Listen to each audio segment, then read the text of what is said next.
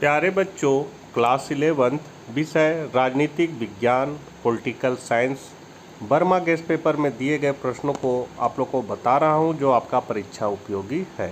Channel पर पहली बार है तो जरूर सब्सक्राइब कर लीजिए और पॉलिटिकल साइंस के बच्चों को वीडियो जरूर शेयर करें। तो चलिए हम लोग आज कुछ नया सीखते हैं।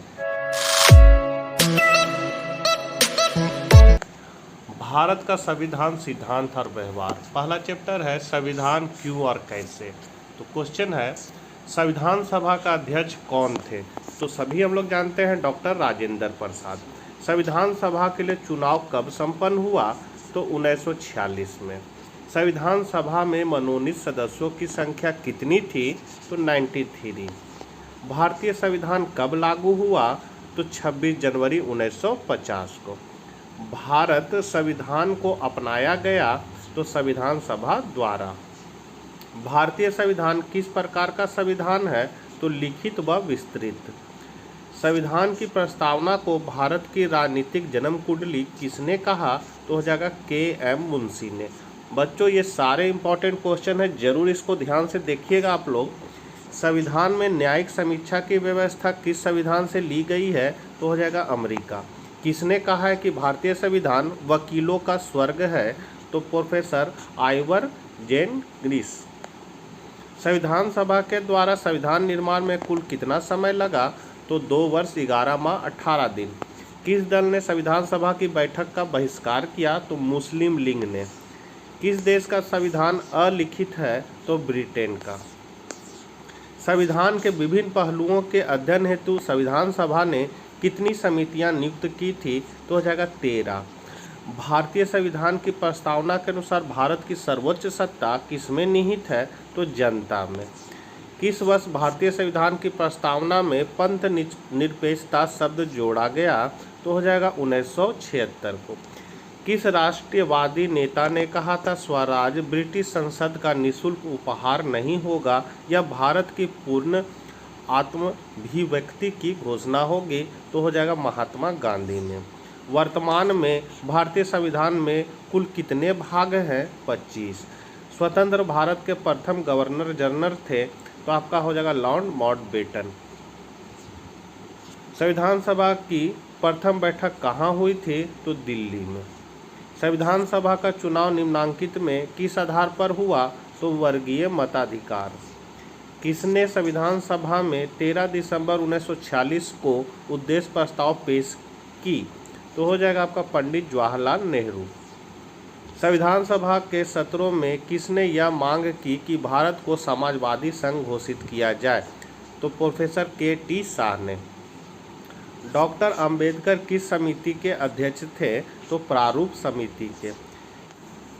24 है किस संवैधानिक संशोधन ने निश्चित किया कि राष्ट्रपति अपने मंत्रिपरिषद की परामर्श अनुसार काम करेंगे, तो हो जाएगा 1976 का 42वां संशोधन। भारत गणतंत्र है क्योंकि राष्ट्रपति राज्याध्यक्ष है जिनका पद निर्वाचित है। 26 है भारतीय संविधान सभा के उद्घाटन अधिवेशन की अध्यक्षता किसने की थी, तो यहाँ हो जाएगा डॉक्टर सच्चिदानंद सिन्हा ने। भारतीय संविधान सभा का गठन निम्न में से किस योजना की सिफारिश पर आधारित था, तो आपका हो जाएगा कैबिनेट मिशन योजना 1946। पहला चैप्टर से समाप्त हो गया। अब दूसरा चैप्टर है भारतीय संविधान में अधिकार। पहला क्वेश्चन है यहाँ से, वर्तमान में भारतीय नागरिकों को कितने मौलिक अधिकार प्राप्त हैं, तो 6। मौलिक कर्तव्यों की संख्या कितनी है, तो 10। मौलिक अधिकारों का संरक्षक कौन है, तो सर्वोच्च न्यायालय। संपत्ति का अधिकार निम्न में से किस वर्ग में आता है, तो विधिक अधिकार में। सर्वप्रथम किस देश के संविधान में मौलिक अधिकारों का समावेश किया गया था, हो जाएगा सोवियत संघ। छठा क्वेश्चन है सोवियत संघ में मौलिक अधिकारों व कर्तव्यों का समावेश कब किया गया था, तो 1936 ईस्वी। मौलिक अधिकारों को लागू करने के लिए किसके द्वारा रीट जारी की जाती है, तो हो जाएगा उच्चतम न्यायालय। मौलिक अधिकार भारतीय संविधान के किस भाग में वर्णित है, तो भाग 3 में। मौलिक अधिकारों के संशोधन में कौन सक्षम है, संसद। भारतीय संविधान में मौलिक कर्तव्यों को किस संशोधन के द्वारा सम्मिलित किया गया है, 42वां संशोधन। किसने कहा है कि मौलिक अधिकारों वाला भाग हमारे संविधान की अंतरात्मा है, अथवा किसने कहा है कि संवैधानिक उपचारों का मौलिक अधिकार भारतीय संविधान की अंतरात्मा है? तो इसका हो जाएगा जवाहरलाल नेहरू ने। 12वां नंबर क्वेश्चन है, राजनीति के निर्देशक सिद्धांतों को किसने भारत में सामाजिक व आर्थिक लोकतंत्र का घोषणा पत्र कहा? तो हो जाएगा डॉक्टर भीमराव अंबेडकर ने। अधिकारों के बिना कोई स्वतंत्र नहीं होती, यह कथन किसका है? तो लास्की का। यह किसने कहा है? आप चाहे कितने ऊंचे क्यों ना हो, लेकिन कानून आपके ऊपर है। तो यह हो जाएगा सर एडवर्ड कोक ने। किस मौलिक अधिकार के तहत बेगार का निषेध किया गया है? तो हो जाएगा शोषण के विरुद्ध अधिकार। देश की रक्षा करना किस कोटि में आता है? तो मौलिक कर्तव्य में। देश की रक्षा करना किस कोटि में आता है? यहाँ हो जाएगा मौलिक कर्तव्य। हमारे देश में दास्ता की मनाही किस मौलिक अधिकार में समाहित है? तो शोषण के विरुद्ध अधिकार। सर्वोच्च न्यायालय के किस महत्वपूर्ण निर्णय में कहा गया है कि हमारे मौलिक अधिकारों में कोई कटौती नहीं की जा सकती? तो केशवानंद भारती केस 1973। भारत के संविधान में मौलिक अधिकार तो मूल संविधान का हिस्सा था। किस मौलिक अधिकार को भारतीय संविधान का हृदय एवं आत्मा कहा जाता है? तो हो जाएगा संवैधानिक उपचारों का अधिकार। स्वतंत्रता पूर्व काल में किस दस्तावेज में नागरिकों के मौलिक अधिकारों का स्पष्ट वर्णन मिलता है? तो हो जाएगा 1928 की नेहरू रिपोर्ट। कौन सा अधिकार अल्पसंख्यकों के हितों की रक्षा करता है? तो हो जाएगा संस्कृति व शिक्षा का अधिकार। 24 है, राष्ट्रपति द्वारा संकट काल की घोषणा के समय कौन सा मौलिक अधिकार स्थगित नहीं किया जा सकता है? तो हो जाएगा अनुच्छेद 20 व 21 में वर्णित जीवन व व्यक्तिक स्वतंत्रता का अधिकार। संपत्ति के अधिकार का मौलिक अधिकारों के अध्ययन में से क्यों नहीं निकाला गया? तो इसका हो जाएगा यह अधिकार सरकार व न्यायपालिका के मध्य टकराव का कारण बन गया था। अब आपका तीसरा चैप्टर है चुनाव व प्रतिनिधित्व। तो संविधान के किस भाग के अंतर्गत निर्वाचन आयोग का गठन किया जाता है? तो हो जाएगा 324। किन संवैधानिक संशोधन द्वारा भारत में मताधिकार की आयु 21 वर्ष से घटकर 18 वर्ष कर दी गई है? तो 61वें में। भारत के चुनाव आयोग में मुख्य चुनाव आयुक्त सहित कुल कितने सदस्य हैं? तो हो जाएगा 3। बच्चों थोड़ा देखने में दिक्कत हो रहा है, लेकिन मैं बता दे रहा हूँ पढ़ के। राष्ट्र ध्वज, राष्ट्रगान व संविधान का निरादर करने पर कोई व्यक्ति कितने वर्ष तक चुनाव नहीं लड़ सकता है? तो हो जाएगा 6 वर्ष। मतदाताओं के लिए हिस्सेदारी सहित पहचान पत्र को किस वर्ष में अनिवार्य कर दिया गया? तो हो जाएगा 1993। राजनीतिक दलों को कौन मान्यता देता है? तो हो जाएगा निर्वाचन आयोग।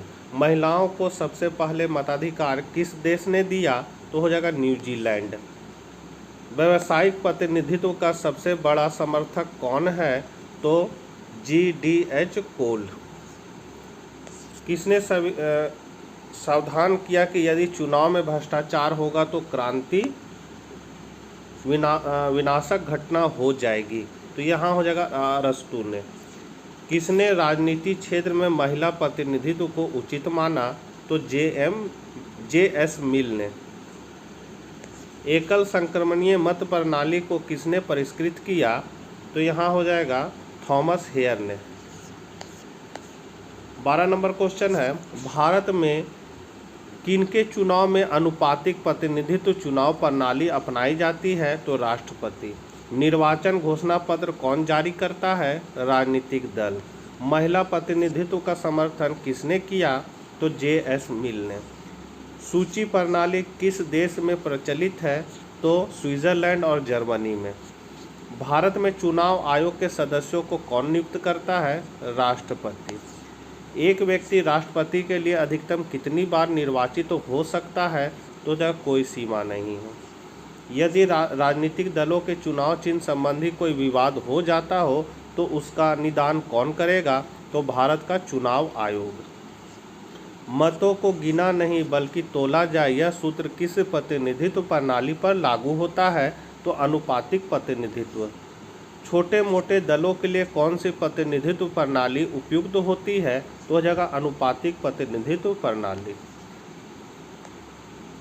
अब प्रत्येक उम्मीदवार को नामांकन पत्र के साथ क्या देना होता है? तो अपराध प्रमाण पत्र। पंचायतों तथा नगरपालिकाओं में महिलाओं के लिए 1/3 स्थानों के आरक्षण की व्यवस्था किसके द्वारा की गई है? तो 1993 में संविधान संशोधन द्वारा। चुनाव आयोग के कार्य कहाँ निहित है? तो संविधान की धाराओं में, संसद द्वारा निर्मित कानून में, सर्वोच्च न्यायालय के निर्णयों में, इनमें सभी हो जाएगा। भारत में निर्वाचन आयोजित करने के लिए सर्वोच्च निकाय कौन है, अथवा भारत में चुनाव कौन कराता है? तो यहाँ हो जाएगा भारत का निर्वाचन आयोग।